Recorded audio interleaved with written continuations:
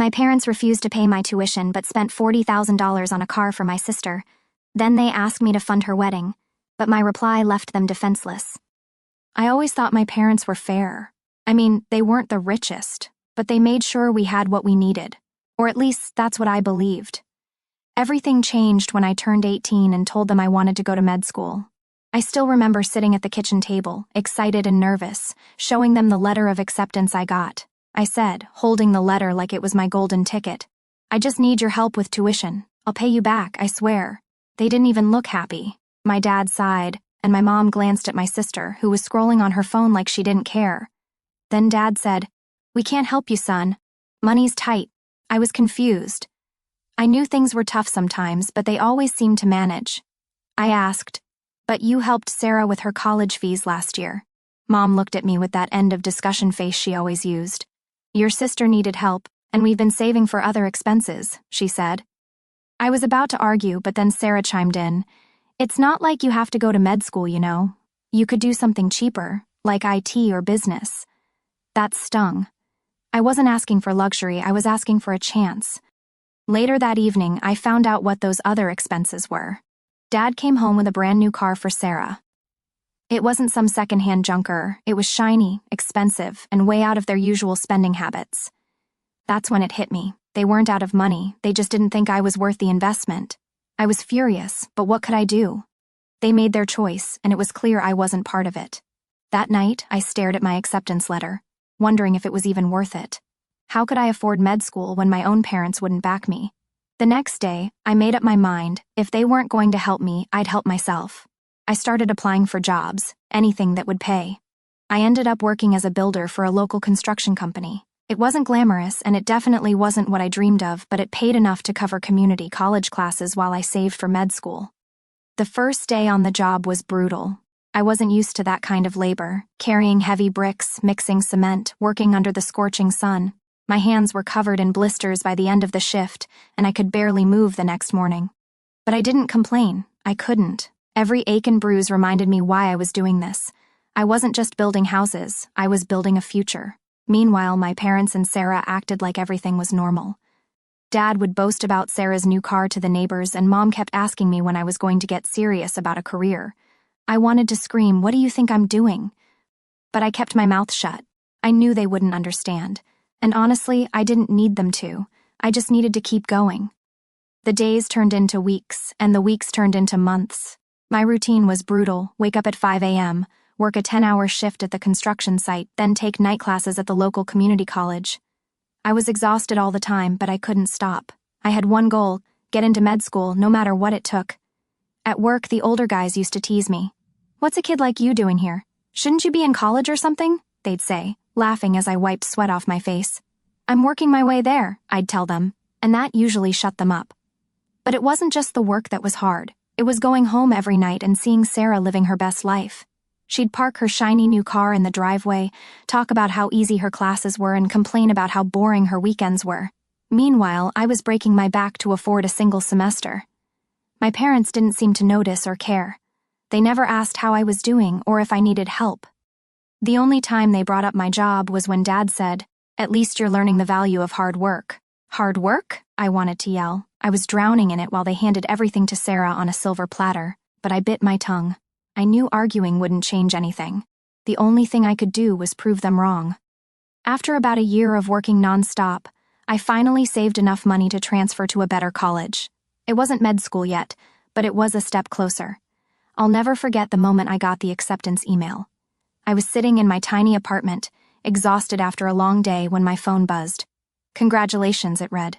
"You've been accepted for pre-med studies." I just sat there, staring at the screen. For the first time in a long time, I felt like all the sleepless nights and long hours were worth it. I wanted to call someone and share the news, but who? My parents didn't care, and Sarah would probably make some sarcastic comment about how long it took me to get there. So I kept it to myself and celebrated quietly. The next morning, I walked into work with a little more energy. Even when the foreman yelled at me for being slow, I didn't care. I was finally on my way. When I told my parents about the acceptance, their reaction was underwhelming. "That's good," Mom said, barely looking up from her magazine. "Just don't forget to keep working," Dad added. "You don't want to end up in debt." Sarah didn't say anything at all. She was too busy taking selfies in her new designer outfit. I didn't expect them to throw a party or anything, but a little enthusiasm would have been nice. Still, I didn't let it bother me too much. I'd gotten this far without their support, and I didn't need it now. Getting into pre-med was just the start of a whole new set of challenges. Balancing work and school was harder than I ever imagined. I'd leave the construction site covered in dirt and head straight to class, sometimes skipping meals just to keep up with assignments. There were moments when I felt like quitting, like the time my car broke down, and I had to walk 3 miles in the rain just to make it to class. Or the time I got sick but couldn't afford to miss work because I needed the money for textbooks. My parents? They didn't ask how I was doing. The only time they called was when they needed something. "Hey, can you send us a little money for groceries?" Mom asked once, as if I was rolling in cash. I wanted to say, I barely have enough for myself, but instead, I sent what I could. I didn't hear from them again until a few months later when Dad needed help fixing his truck. Meanwhile, Sarah was living in her own world. She'd post pictures of her vacations, her fancy dinners, and her new outfits, all while I was eating instant noodles in my tiny apartment. She never asked how I was or even noticed what I was going through. Once, I tried venting to my mom about how hard things were. She cut me off mid-sentence. "Well, you chose this path," she said. "Sarah's life is easier because she made smarter decisions." Smarter decisions? Like blowing through their money and not having a job? I wanted to scream, but I didn't. I just hung up the phone and got back to studying. The calls from my parents became more frequent, but they always had the same pattern. They'd start with small talk, acting like they cared, but it never took long for them to get to the point they needed something. "Your dad's truck broke down again," Mom said during one call. "Can you send some money to help with the repairs?" I was in the middle of finals and hadn't slept in 2 days. I was broke, exhausted, and barely keeping it together. "Mom, I don't have extra money right now," I said. Her tone changed immediately. "Well, you can't expect us to handle everything by ourselves," she snapped. "Your sister's busy with work and can't help either." That was the part that pushed me over the edge. Sarah was too busy? Busy with what? Posting pictures of her new shoes? Booking spa appointments? I started avoiding their calls after that. Every time the phone rang, it felt like another reminder that I was only useful to them when they needed something. Meanwhile, the pressure at school was building. I failed a major exam because I couldn't focus. I started falling behind on assignments and had to cut back on work hours just to catch up. That meant even less money, and I was barely scraping by as it was. One night, I sat in my apartment staring at my bills, wondering if I could keep going. It felt like the whole world was stacked against me. But then, I remembered why I started this journey in the first place. I wasn't doing this for my parents or Sarah. I was doing it for me. After that moment of clarity, I pushed myself harder than ever. I stopped answering calls from my parents altogether. I didn't have the time or energy to deal with their constant demands, especially when I knew they didn't really care about me. I focused on what I could control, my studies. I spent every spare second in the library, taking notes, reading textbooks, and practicing for exams. Slowly, I started catching up. My grades improved, and for the first time in years, I felt like I was making real progress. But life had other plans. During one of my shifts at the construction site, I slipped while carrying a heavy beam and twisted my ankle badly. I couldn't walk properly for weeks, let alone work. My paycheck barely covered rent that month, and I had to dip into what little savings I'd managed to build. When I called my parents to let them know what had happened, hoping for at least some sympathy, all I got was indifference. "Oh, that's too bad," Mom said, not even trying to sound concerned. "By the way, your sister's thinking about getting a new car. She was wondering if you could help her find a good deal." I couldn't believe it. "Did you hear what I just said? I can't even walk, and you're talking about Sarah's car?" "Well, we just thought you'd know more about those things," she said dismissively. That was it. I hung up and didn't call them again for months. The months of silence from my parents were honestly a relief. Without their constant calls and demands, I could finally focus on myself. My ankle healed, I returned to work, and eventually I saved up enough to finish my pre-med studies and apply to med school. When I got my acceptance letter, it felt surreal. After years of struggle, I was finally on the path I dreamed of since I was a kid. I sat alone in my tiny apartment, reading the letter over and over, letting the reality sink in. I didn't tell my parents right away. What was the point? They'd only find a way to bring it back to Sarah or ask for something. Instead, I threw myself into med school. It was even harder than I expected, but I didn't care. I made it this far, and I wasn't going to stop now. The long hours, the sleepless nights, the constant pressure. It was all worth it because I knew I was building something for myself. Every now and then, I'd hear from Sarah through social media. She was still living her carefree life, posting pictures of vacations, fancy dinners, and endless shopping sprees. Part of me resented her, but I also knew she'd never been pushed to do more. Mom and Dad had always given her everything, so why would she change? As for my parents, they'd stopped calling altogether. At first it stung, but over time I realized I didn't miss their calls. I didn't miss the guilt trips or the endless comparisons to Sarah. For once, I felt free. It had been months since I'd heard from my parents. I figured they'd moved on, maybe too busy with Sarah or whatever. Then, one evening, my phone rang. It was Mom. At first, I thought something serious might have happened. Why else would she call me now? I picked up, and she sounded unusually cheerful. "Hey honey, how are you doing? We've missed you so much." I wasn't buying it. Mom didn't call just to catch up. "What's going on?" I asked. She hesitated for a moment, then said, "Well, Sarah's wedding is coming up, and things are a little tight financially. We thought, since you're doing so well now, you could help out a bit." I just sat there for a second, stunned. After all those years of struggling, the first time they call me, it's to ask for money for Sarah's wedding, of all things. "You're serious?" I said. "You wouldn't even help me pay for school. And now you want me to pay for her wedding?" Mom sighed, like I was the one being difficult. "It's not like that. You're successful now, and it's your sister's big day. We just need a little help." I couldn't hold it in anymore. "Are you kidding me? I worked my ass off for years with no help from anyone, especially not you, and now you expect me to just give you money? No way." Her tone shifted immediately. "I didn't realize you were so selfish," she snapped. That was it. I hung up. After that call, I didn't hear from Mom for a while. Honestly, I was fine with that. I didn't need the stress, and I definitely didn't need to keep rehashing the same argument about why I wasn't willing to help. But a couple of weeks later, I got a message from Sarah. It was short and to the point. "Can you at least think about helping? This is important to me." I didn't reply. What was I supposed to say? That her important day didn't matter to me after all the years I'd been ignored and overlooked? Mom tried calling again a few days after that, but I let it go to voicemail. Her message was exactly what I expected, guilt-tripping me about family and how I should be there for my sister. The thing is, I had been there for family for years. I'd bent over backward trying to earn their support, their approval, anything, but it was never enough. Sarah was always the priority no matter what. One night, I sat in my apartment, thinking about everything. Part of me wanted to forgive them, to just let it go and move on.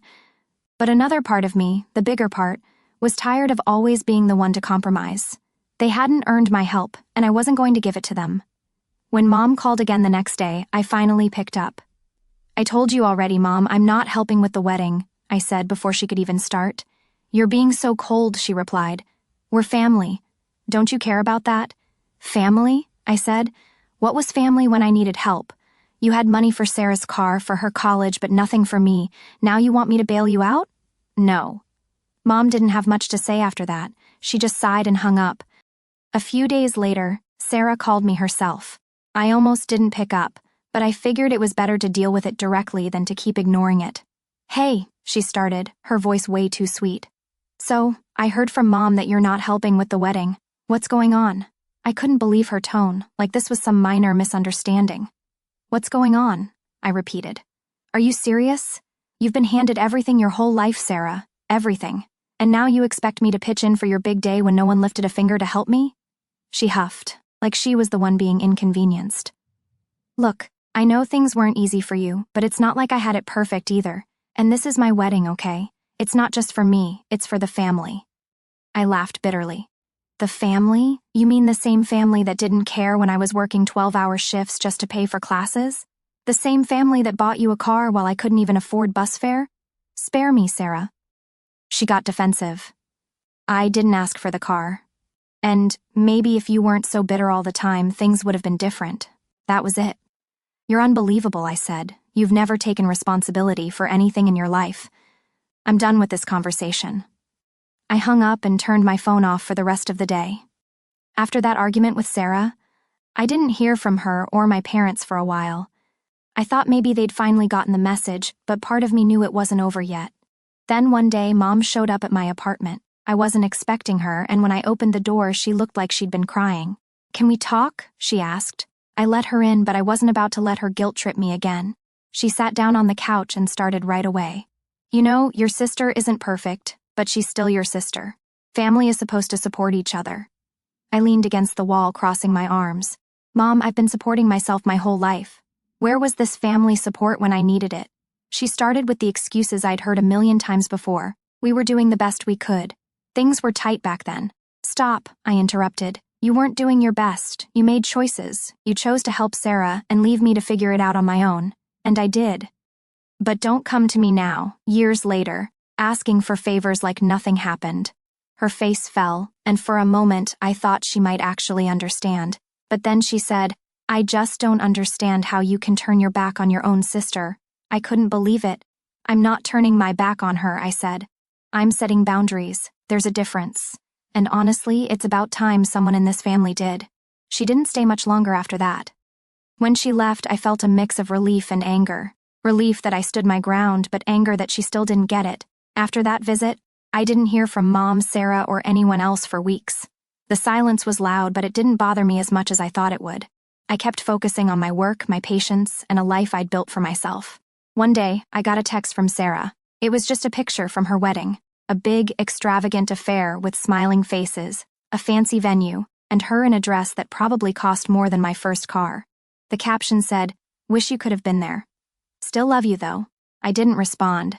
I stared at it for a while, though, not because I felt guilty, but because it reminded me of how little they'd ever really understood me. A few weeks later, I got another call. This time, it was Dad. I almost ignored it but decided to pick up. "Hey," he said, his voice quieter than usual. "I just wanted to say that I wish things hadn't gone this way. We didn't mean to make you feel like you didn't matter." I waited, thinking there was a but coming, and of course there was. "But your sister needed us, and we did what we thought was best at the time." I sighed. "Dad, I don't hate you or Mom or Sarah. I just need space. I worked hard to get here, and I can't keep pretending like the past didn't happen." He was quiet for a moment, then said, "I get it. I really do. I just hope one day we can all be close again." "Maybe," I said, "but it's going to take time." I hung up, feeling a strange sense of closure. For the first time, I felt like I didn't need their validation anymore. I'd made it on my own, and that was enough.